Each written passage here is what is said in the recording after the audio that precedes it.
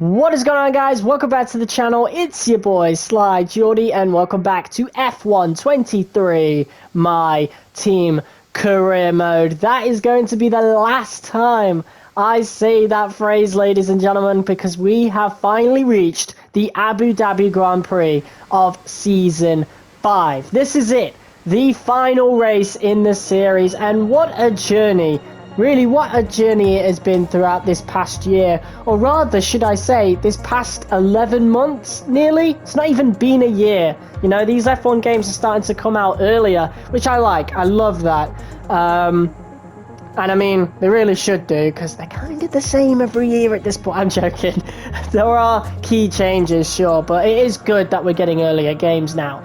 But yeah, this is it. And if you missed last episode, it was the Las Vegas Grand Prix where we may or may not have finally secured a 1-2 in the driver's standings, and that's what we want. You know, George Russell, he's gotten decently back on form as of late. You know, there's still the odd hiccup here and there, but the important thing is he is outperforming Max Verstappen, and that is what we need. But last time we were at Abu Dhabi, Season 2, P5, and a Season 1, P7. One of those races was when the fuel issues first started to come in. I think it was Season 2, because I remember doing it live, I'm pretty sure. So, yeah, big changes since then. Obviously, I've learned to start to trust the race strategy program in the practice sessions to, you know, truly estimate how much fuel I'm going to need.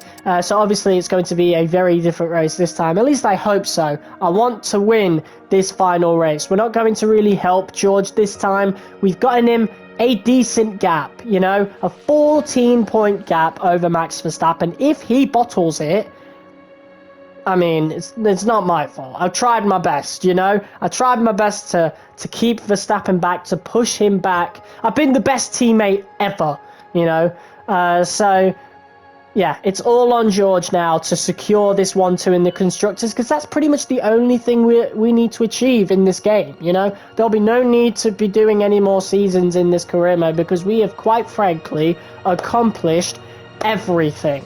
But yeah, looking at these standings right now, it's quite close. Like, a lot of people down to P12 have earned 100 points. Obviously, the problems start to appear beneath Bottas, of course.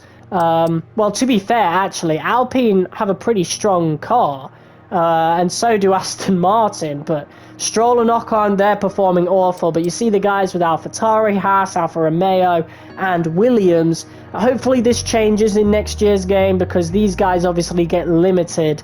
These teams obviously get limited in terms of R&D, whereas the other guys, I mean, look at the gap in the Constructors, you know, between Aston Martin and AlphaTauri. It's absolutely massive, gigantic. But yeah, I guess one of the coolest stories, you know, in this career mode, Lance Stroll. It's kind of a letdown now, but of course he was completely outperformed by Fernando Alonso in Season 1. Fernando Alonso got 140 points, Lance Stroll only got 10.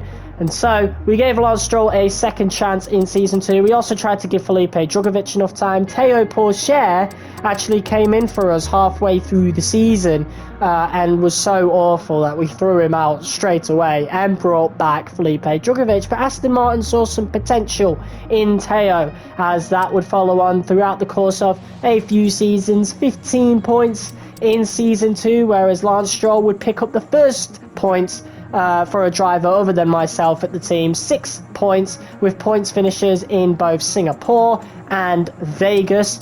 And then, of course, Felipe Drugovich. We tried to give him a chance, but clearly wasn't cut out for at least our car anyway. But he did end up getting a permanent spot on the grid with Haas. And I think he actually ended up going to Alfa Romeo. So he was at Haas at first, stayed at Alfa Romeo after Hulkenberg's retirement, and Lawson made his debut and has been at Haas pretty much ever since. But Théo Pourchaire, 15 points in Season 2, 11 points in Season 3, really outperformed by George Russell, of course. But then Season 4 was a bit of a breakout season for Théo. 76 points. He actually started off the season with a P1, although he did get a bit lucky after my mistake in the final corner. And now, I mean, look at Lance Stroll. P3 in the drivers. He was one of the title contenders until Mexico. So, yeah, really, he was close. He was really close to getting that championship. And then Season 4, he kind of dropped off a little bit. Still a good teammate, don't get me wrong. But he did drop off a little bit. But then I thought he was going to excel this season at Aston Martin. But he has been completely outclassed once again. 23 points to Théo Pourchaire's 136. It's a shame that we're not doing any more seasons in this, because clearly Théo Pourchaire has the potential. I mean, if you've watched other people's career modes where Pourchaire has gotten a big seat, we know he's a good driver. Unfortunately, we're not going to see people like Djokovic and Lawson in F1 24, but Pourchaire is definitely someone we might be able to play around with in F1 24's MyTeam when we do get around to doing that, even though next game is going to be entirely focused on driver career mode. I cannot wait to actually get into that. But it's been a pretty long-winded intro. We've got maxed out MyTeam cars, new parts being bolted onto the car for reliability's sake, and yeah, this is it. The final. Shut up! Sooner or later, you'll probably no! Be asked by oh my god. To be your rival. Thanks for dealing Decline. With that. The department's appreciated. Oh my god, I managed to get rid of the rivalry quote. That's awesome. Yeah.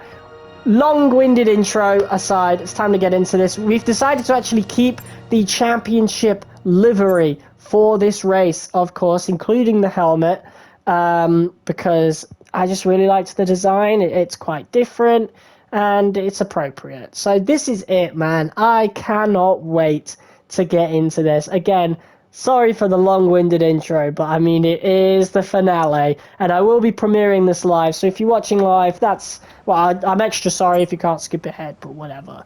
Real fans, stick around. But yeah, we got a perfect weekend through and through. So without further ado, let's get into Abu Dhabi qualifying for the season ender, the final race in not just MyTeam career mode, but F1 23 as a whole. I think we'll do a live stream. on F1 23 multiplayer. But yeah, this is pretty much the second to last F1 23 video that you're going to see on the channel, and the final one of career mode. So without further ado, let's get into qualifying.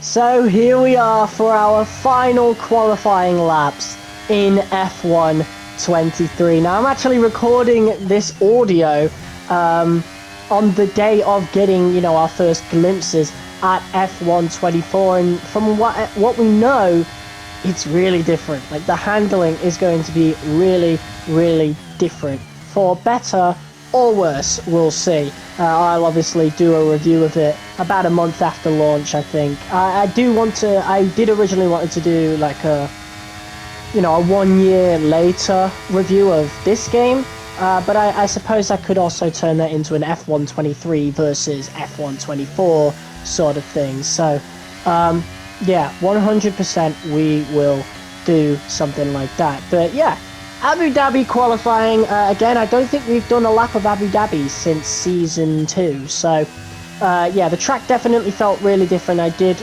of course, have to make some minor setup adjustments, as in, like, add on some extra downforce to, combat the extra speed and, the lack of brake upgrades that are in the MyTeam, these maxed out MyTeam cars.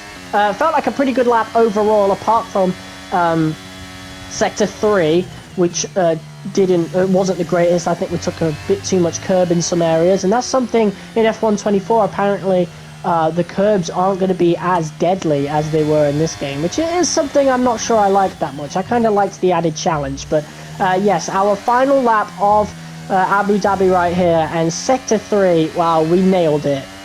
We were about a 10th down on our original lap until Sector 3, and because of how good Sector 3 was, we ended up being about a 10th up. Yeah, so pretty good. Hit it with a 119. We got into the 119, so yeah, it looks as though we pretty much bagged pole position in our final qualifying, which is good because we're aiming for the race win. Yes, I know we need George Russell to get a good result versus Verstappen to get that 1-2 in the Constructors, but regardless of what happens, I'm not sacrificing my final race in this game, in this career mode. So yeah, George ended up only doing one lap again. That was something we kind of figured out in our live stream on part 78. That some of the AI only really do one lap in short qualifying, which isn't very good. I don't think we'll be doing much of short qualifying in F1 24. I don't think it was sort of like an experimental thing here. That I ended up liking because obviously it, you know, helped on time limits. But for next game we'll go to the real ones. But for now, let's go to the grid. It's time then for one final race in this year's Formula One World Championship. 2010 saw 4 drivers in contention for the title coming into this race, with Sebastian Vettel prevailing to become the youngest world champion to date. Is there one last sting in the tail awaiting us today? Well, it's time to find out. Here at the Abu Dhabi Grand Prix, the drivers will be racing here at the Yas Marina circuit through 16 corners and a lap distance of around 3.28 miles. There are a few opportunities to pass with long straights and DRS zones in 2 places, so plenty of close racing, then plenty of speed and plenty of drama to be found in the laps ahead. So with the race not far away from starting, here's what today's grid rundown looks like. It's the owner-driver then in pole position, edging out Max Verstappen, who'll start from P2.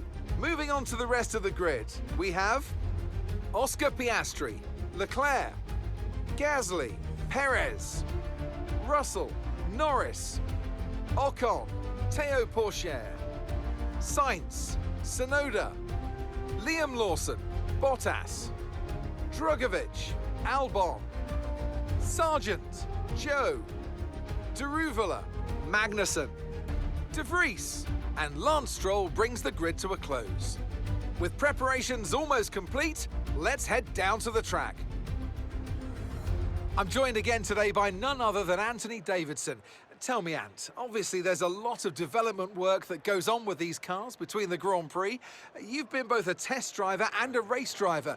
What differences are there in the way that you approach those roles? Yeah, it's an interesting question. They're 2 very different mindsets. In the old days, of course, they used to cover up to 15,000 kilometers of testing in a season, and that role would be more about working for the team, trying to help them improve the car and drive as systematically as possible, so that the data could be analysed in the most consistent way.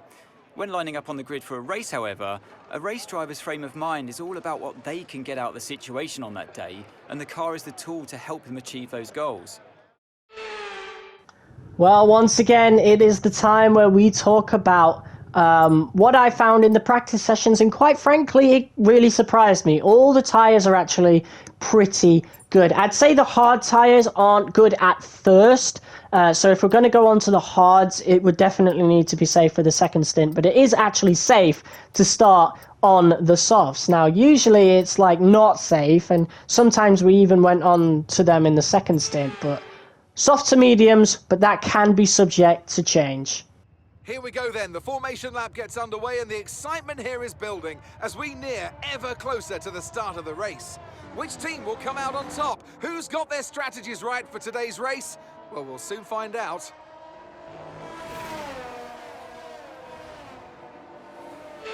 We're almost ready to start the race as the cars take their positions on the grid, with the drivers and teams making their final preparations. Well, here we are, finishing off our final formation lap in F1 23. We're going to be saying that sort of phrase quite a lot. We've got Max Verstappen right behind us in P2, our Season 3 runner-up, the man who was 1 race away from winning the championship. All he had to do was place over us. That is Oscar Piastri. He'll be looking for some kind of revenge. Definitely put a bit of a dampener on the celebrations of our career as we line up for the 5 red lights. And we're underway. Here we go. It's a pretty good start from us, of course. It's a pretty decent start from pretty much everybody as far as I can see.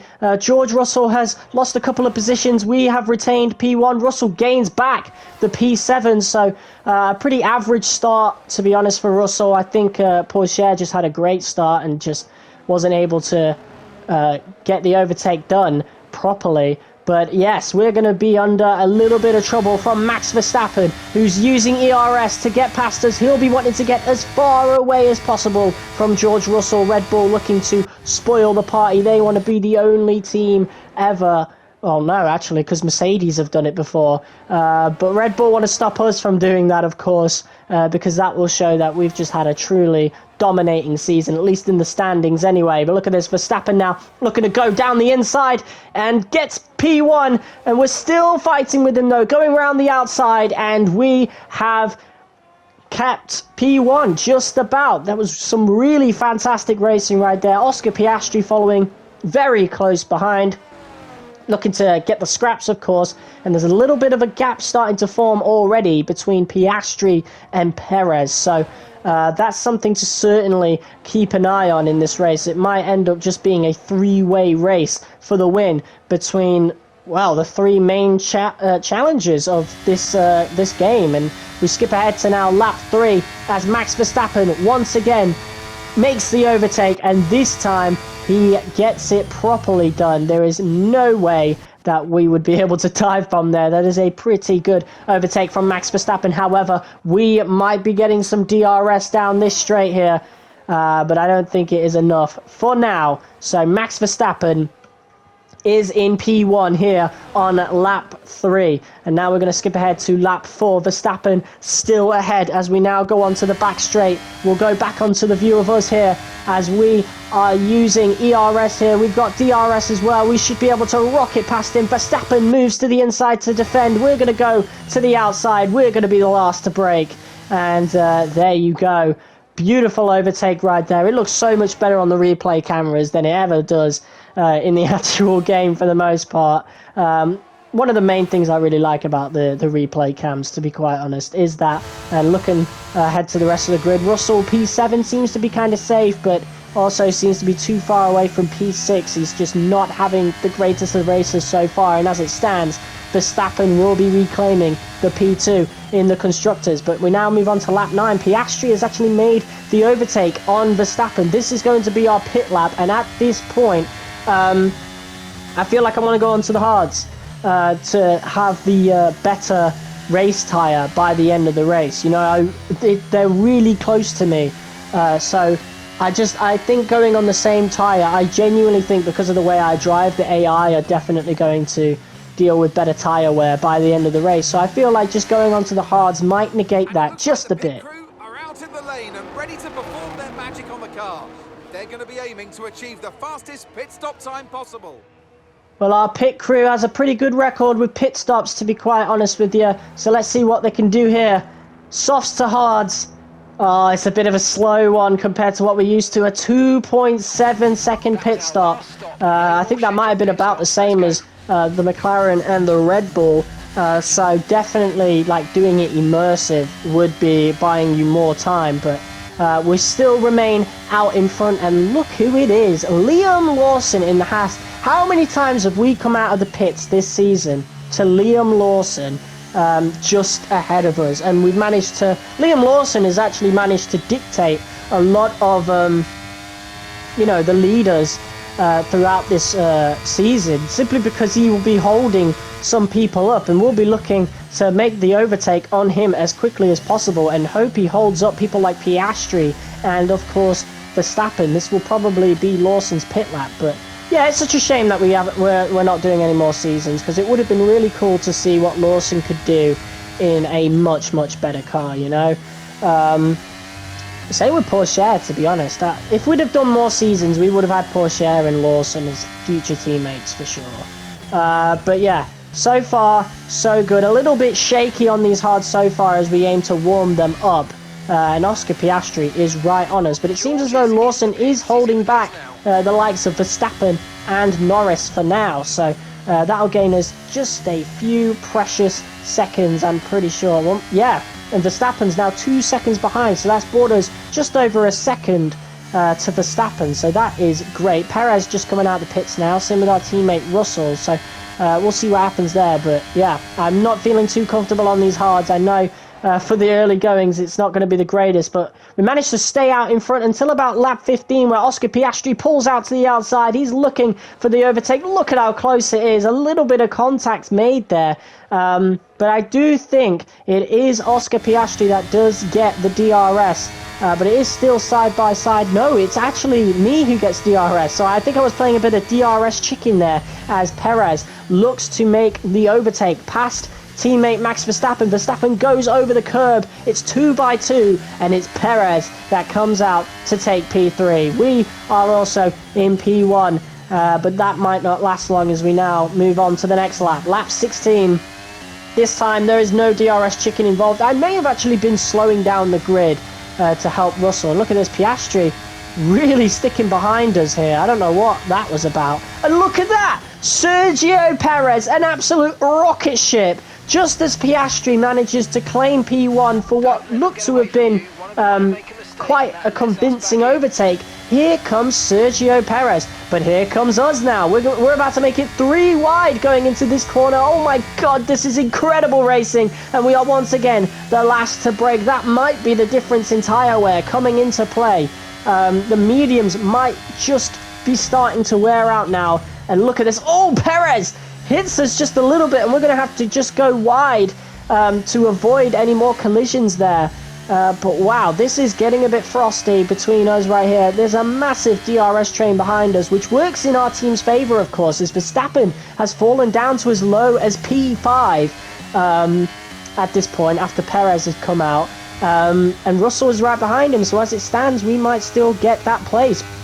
And we'll just have a replay of that last overtake 3 wide.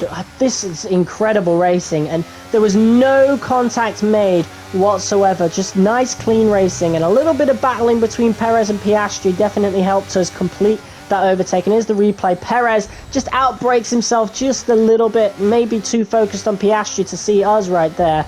And look at that. Very, very frosty between the three of us, but it is beautiful racing. Lando Norris shan't be too far behind, neither will Verstappen and Russell, and here's hoping that Russell eventually makes some kind of overtake. I don't know, but yeah, here we are, caught up now, lap 17 with Sergio Perez right behind us. He'll be on fresher mediums, so obviously he'll be stronger than Piastri, and Piastri might be falling back just a little bit, who knows. But it is Sergio Perez now that we do have to deal with, and he is pretty strong in the career mode. He obviously gets all the second driver boosts in the MyTeam. So yeah, here he comes now, Sergio Perez. We did our best to defend, but that Red Bull is an absolute rocket ship on the straight in this track. I guarantee Perez is running a low downforce setup, that's for sure. However, we are going to get DRS now into this next section. So, yeah, good for us, but I don't think it will be enough to be able to overtake him. No, it will not. Sergio Perez fully completes the overtake, but hold on, we'll go down the inside, and there is a little issue with the F123 AI that was not exploited per se, but accidentally occurring there. They just don't want to battle sometimes. They'll just straight up back off, and I really hope that doesn't happen in F1 24. But look at this now. We'll move on to the view of Max Verstappen, who is looking to tear his way through the field. He seems to have finally woken up as he makes the pass, a beautiful pass around the Mercedes of Lando Norris, and just tucks in behind the McLaren of Oscar Piastri.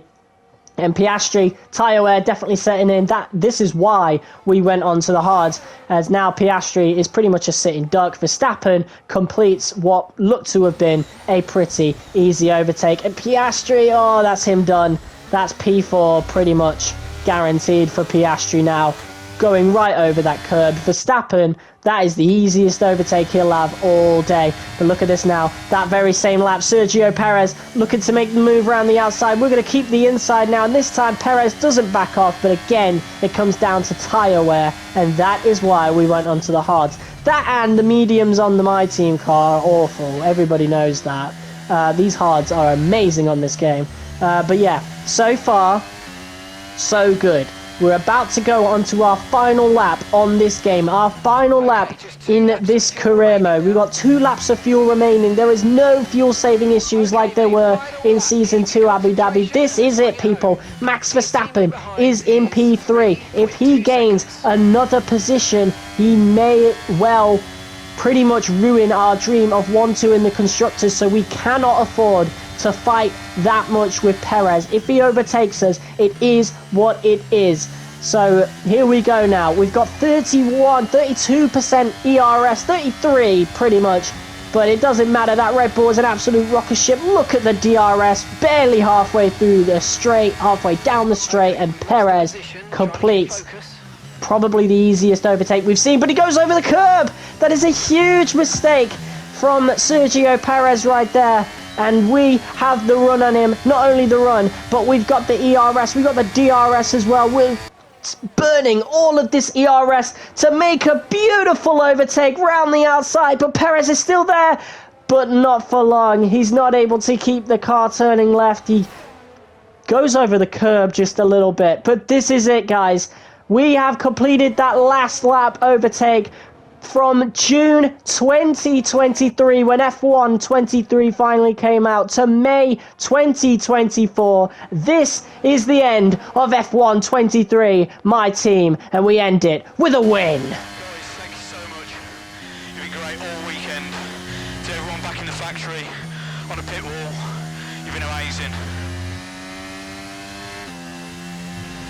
Ah, fantastic drive. That's just fantastic. Amazing. You deserve that race win. Well done, mate.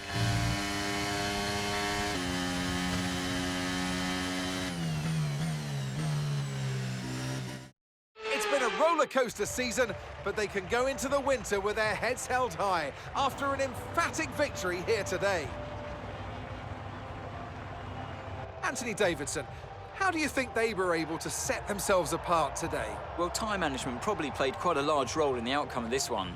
As ever, it's not just about speed, it's all about maintaining that speed consistently over a stint, over a race distance. So being able to keep up the lap times while still being smooth on the controls and gentle on the tyres, that's really where the race was won today.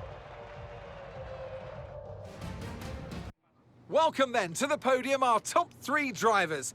What a great effort from them today in a very difficult race. We have done it. Not just the race victory in our final race on this career mode, but also 1-2 in the Constructors is confirmed with Verstappen's 3rd place finish.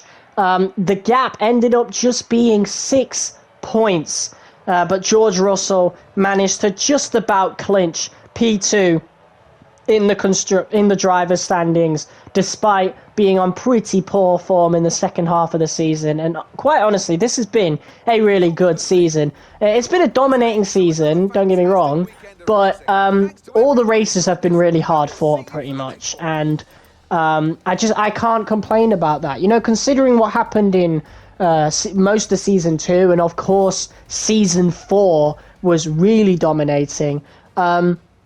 It's like a breath of fresh air where, you know, we got the championship, but we really fought hard for all those points. It looked dominating, and we made it look easy, but it really wasn't. And there you go. Here is our final record by the end of the game. 4 Drivers' Championships, 3 Constructors, 28 pole positions, a total of 1,526 points, 36 race wins, and 53 podium finishes across 15,256 miles and 4,111 laps driven. And as a nice little bonus, 38 fastest laps. A pretty good record considering we did 5 seasons. it was great. And honestly, guys, I just want to thank you all so much for tuning in and watching throughout the course of this series. It has genuinely been one of the most consistently well performing series that we've ever done, and I simply cannot wait for F124, guys. So thank you all so much for watching this episode. Thank you all so much for watching this series of F123 My Team Career Mode. If you guys liked it, be sure to hit that like button as hard as you possibly can, comment, share, and subscribe, and I will see you all in F124. Until then, peace.